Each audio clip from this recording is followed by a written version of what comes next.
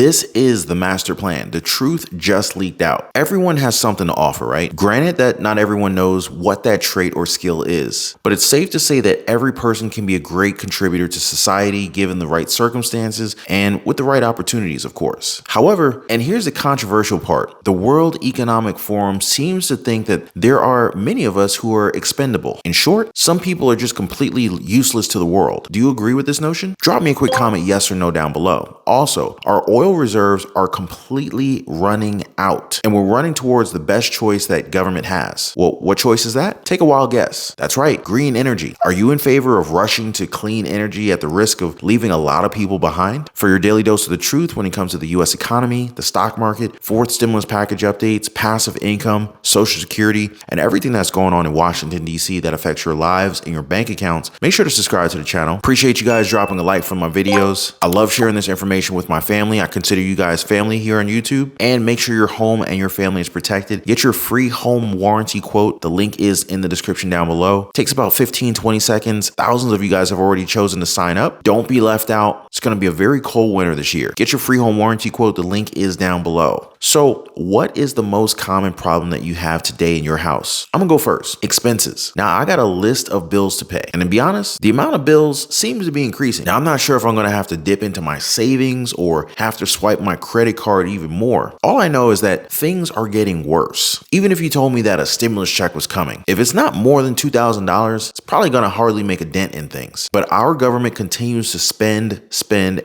some more. They're currently spending so much more than they're taking in. And it would be great if they decided to finally spend on a fourth federal stimulus check, but all we've been seeing is more money being spent overseas. The lack of a stimulus check together with how our wages haven't quite caught up with inflation has left many American households to fend for themselves. Now sure, some get SNAP benefits, but it's not like that's enough. I mean, if you're getting SNAP benefits, comment down below how much you getting every single month. Is it really helping that much? I mean, you still have other payments. You got rental properties, rent payments, mortgage payments, car payments, insurance payments, all kinds of loans, right? You'd like to think that with the stock market slowly showing signs of life, that things are actually going to get better. But check this out. You want to know how bad things are? Credit card balances just hit a record amount of $866 billion.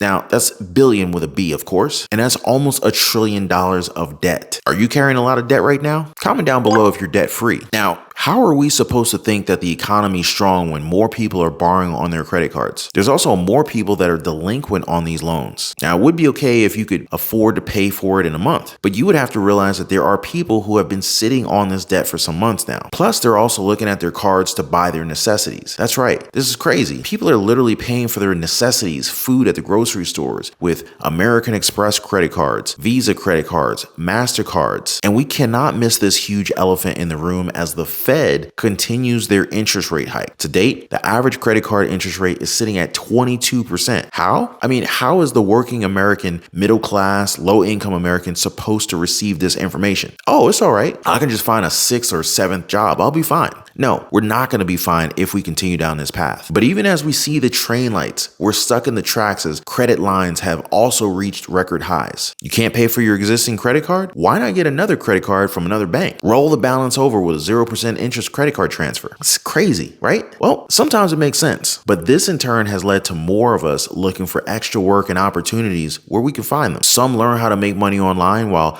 others set aside funds to start a small business or a side hustle, maybe even dabble in a little bit of drop shipping or affiliate marketing. And these are the things that we need to be looking at as mass layoffs are coming. Matter of fact, comment down below if you'd like a list of 10 startups that you can start to create passive income from with less than $100. I mean, look at Wall Street where Citigroup Inc. They're looking to cut dozens from their investment banking division, and they're not alone with these cuts. They're also seeing that in the tech industry. That with housing and real estate, it's all going according to the Fed's master plan at this point. This makes me kind of laugh a little bit about how others say that you're looking for a stimulus check, but just one more stimulus check, then maybe you should go look for a job. I mean, newsflash, the people who are asking for checks, many of them already have jobs. It's just tougher to manage our finances because of inflation. This will lead to homelessness, hunger. I don't want to see kids in the street hunger, maybe even a few fatalities. Now, I hate to say it, but if you ask the World Economic Forum, the plan's going right along swimmingly. Listen to what Yuval Noah Harari, an author and historian, had to say about humans in general. We just don't need the vast majority of the population. Because Because the future is about developing more and more sophisticated technology, like, again, artificial intelligence, bioengineering. Most people don't contribute anything to that, except perhaps for their data.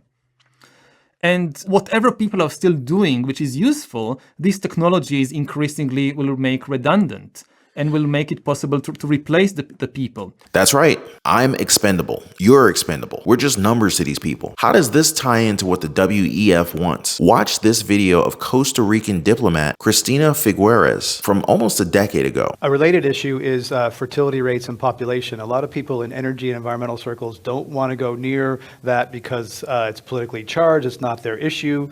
But isn't it true that stopping the rise in population would be one of the biggest levers in driving the rise in greenhouse gases? Is that? Well, I mean, we all know we expect 9 billion, right, by 2050.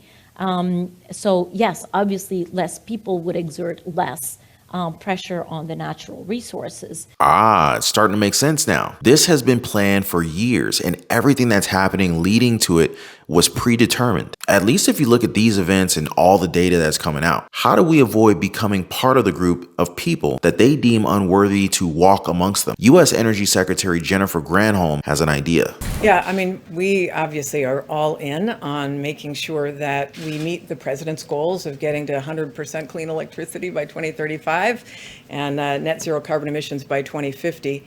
And, you know, if you drive an electric car, this would not be affecting you, clearly. There you go. Get an electric car. Sure, Jen. Let me just cancel my order for that yacht and private plane. Not a big deal. Now, I hope this is driving the point home, guys, because you're not going to hear this from mainstream media. But then again, let's think about it. Maybe they're right when it comes to EVs being much more affordable than fossil fuels, right? What do we know about what stuff costs, right? All I've heard is that this is going to be so much cheaper. But then I saw this video. Now, for context, this is Senator Gerard Rennick of Australia, and they're talking about infrastructure when it comes to renewable energy and what needs to be laid out in terms of costing. So just to confirm, it is 28,000 kilometres of transmission lines that you're looking to actually having to implement to reach the target, 43%. I'm probably not the expert on that, but my understanding is there are a number of ISP scenarios that range from 5,000 kilometres to 28,000 kilometres by 2050 to support various versions of the ISP.